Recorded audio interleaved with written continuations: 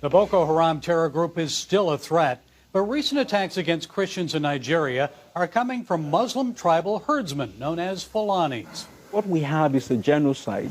They are trying to displace the Christians, they're trying to possess their lands, and they're trying to impose their religion on the so-called infidels and pagans who they consider Christians to be.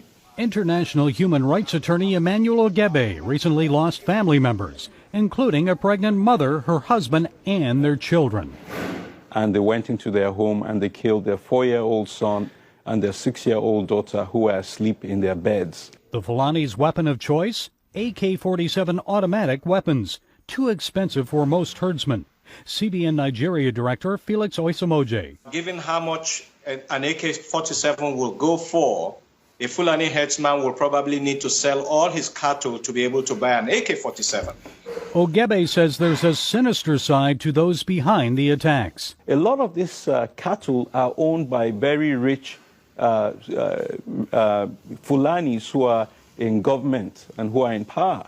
So there is a strong belief that the Fulanis, the ruling elite, are actually funding these herdsmen to conduct these attacks. According to the Global Terrorism Index, Fulani herdsmen have killed as many as 60,000 people since 2001. And church leaders in Plateau State say so far this year, the herdsmen have killed 6,000 Christians. Ogebe says by eliminating Christians, this group can dominate north and central Nigeria politically and economically. Thousands of Christians need help to escape the violence. I know that CBN 700 Club is in Nigeria. So if people support CBN, we know that CBN will deliver to the people who are afflicted.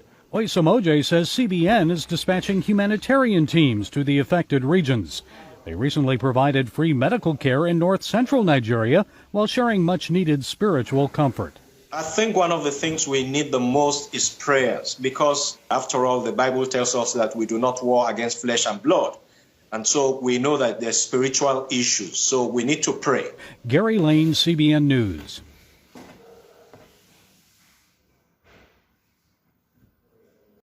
Okay, you see the video.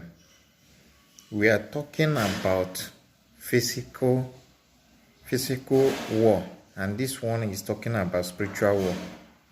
Somebody is using gun against you, and you say we pray. Yes, prayer is good. You can support it with prayer, but this one is physical. We need help from UN. Please, we need help. This thing has gotten out of hand.